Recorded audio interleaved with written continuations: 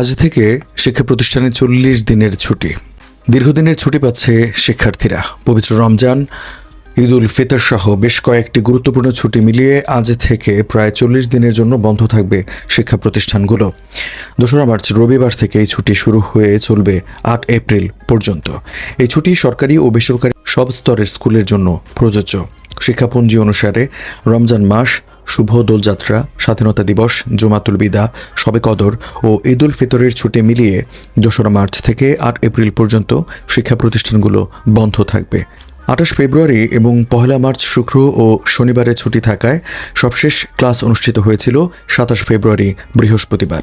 সেই হিসেবে টানা ৪০ দিন বন্ধ থাকবে শিক্ষা প্রতিষ্ঠানগুলো। এছাড়া ১০ এপ্রিল শুরু হচ্ছে এসএসসি ও সমমানের পরীক্ষা। যেসব প্রতিষ্ঠানে এ পরীক্ষার কেন্দ্র রয়েছে সেগুলোয় ছুটি আরও লম্বা হবে। শিক্ষা প্রতিষ্ঠানের প্রধানরা জানান, ছুটির ঘোষণা দিয়ে রাজধানীর বিভিন্ন শিক্ষা প্রতিষ্ঠানে ইতোমধ্যে ছুটির নোটিশ টানানো হয়েছে। চলতি বছরের রমজান, ঈদ উল ফিতরের ছুটির সঙ্গে এসএসসি পরীক্ষার ছুটি মিলে যাওয়ায় লম্বা ছুটিতে যাচ্ছে শিক্ষা প্রতিষ্ঠানগুলো।